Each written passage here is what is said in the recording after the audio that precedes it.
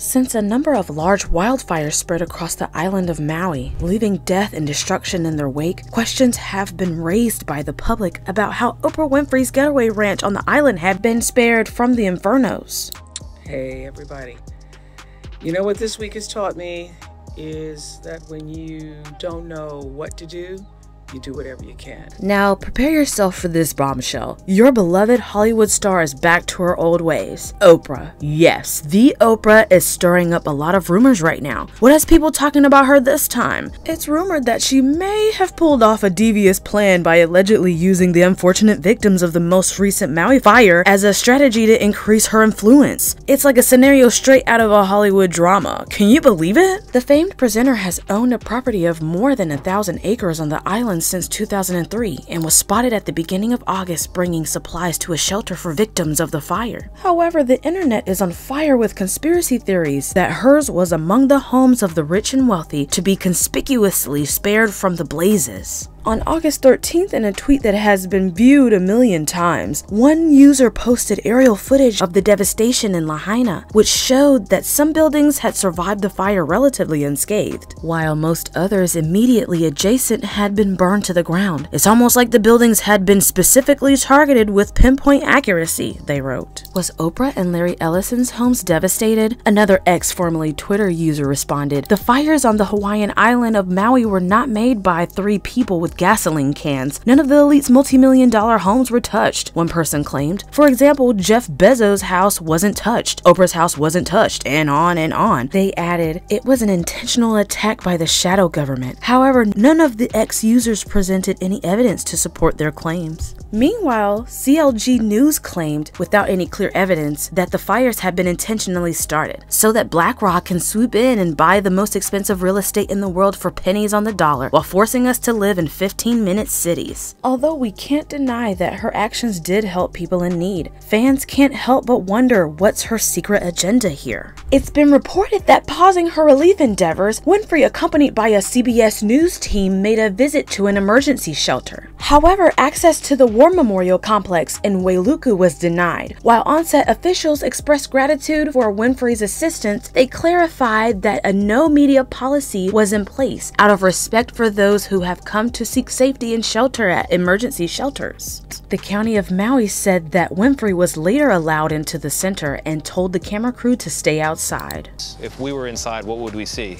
You would see people lined up, cots right next to each other. You would see people with all of their worldly possessions in, like a small garbage bag. We welcome Oprah to continue to uplift our community spirit and give her aloha to victims of the tragic disaster, the county wrote on Facebook. Her visit inside of the shelter today was truly heartwarming. However, a lot of fans were less than impressed with Winfrey trying to film at the center. Just like when Meghan Markle took a camera crew to Uvalde after the massacre of young children. These celebrities are trash. Oprah Winfrey's truly disgusting character continues to be exposed. #Maui fires, wrote one person on X. Another user added, "Dear Oprah, Maui doesn't need a visit from you with a camera crew. How about matching Jeff Bezos' pledge of $100 million to rebuild? Now that's how you provide kokua.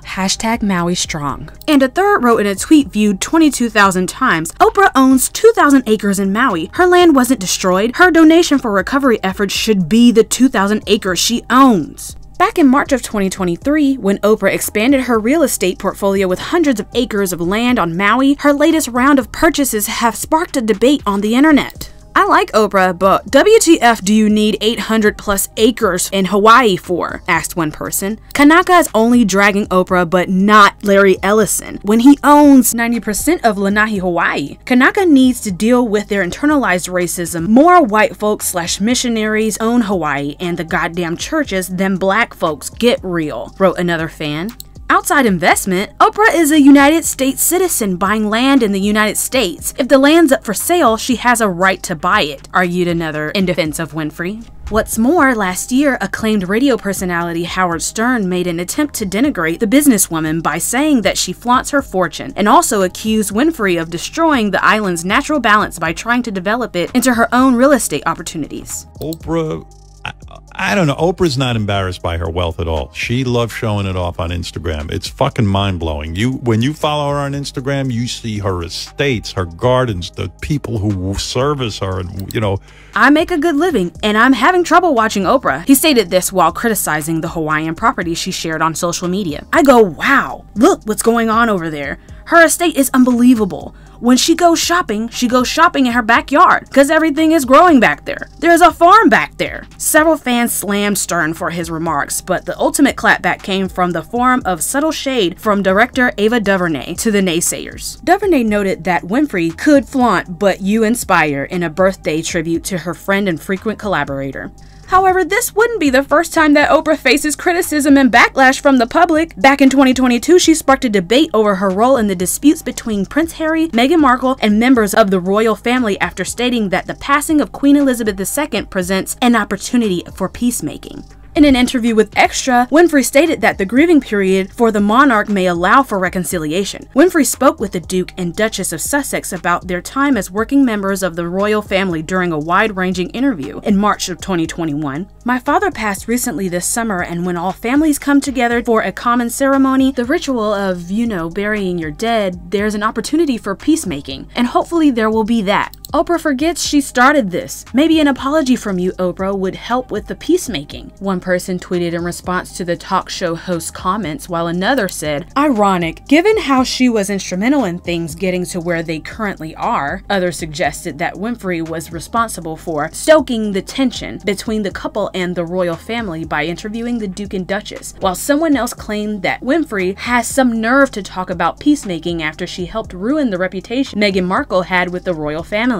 Maybe Oprah should sit this one out instead of talking to Extra, another person said, while one critic wrote, there would be more chance of peacemaking if the likes of Oprah stopped making money out of the discord. Coming back to the Maui situation, it's well known that the presence of celebrities and tech executives has created tension with locals in the past as well. Jim Carrey, Woody Harrelson, Willie Nelson, or Steven Tyler have long been drawn to the remoteness and natural beauty of Maui. A group of tech executives have also been attracted, and they have bought some of the most expensive residences on the island. Founder of Amazon Jeff Bezos paid an estimated $78 million for a 14-acre home on La Perouse Bay in 2022, which is less than 20 miles away from the South Maui fires. Lauren Sanchez, Jeff's partner, wrote on Threads that the flames were beyond heartbreaking. She stated in her post, Jeff and I have spoken with the locals and officials on the phone and will be making donations to help. In 2012, Larry Ellison, a senior executive at Oracle, acquired 98% of Lanai, a county island in Maui where Bill and Melinda Gates got married in 1994. Currently, it doesn't seem like the fire has hurt Lanai. Mick Fleetwood, the drummer for the band Fleetwood Mac, said in a statement posted on Facebook that the restaurant he owned in Lahaina had been destroyed. He did not respond to a request for comment on the status of his home, which is also in West Maui. Maui and the Lahaina community have been my home for several decades, he wrote. This is a devastating moment for Maui, and many are suffering unimaginable loss. In recent years, many of the locals have attempted to persuade tourists to not visit the island as a form of pushing back on the rising cost of living. They argued that residents do not reap the financial benefits of tourism. What do you think about Oprah's actions? Does she really deserve the backlash she's receiving? Or do her actions actually reflect her good intentions?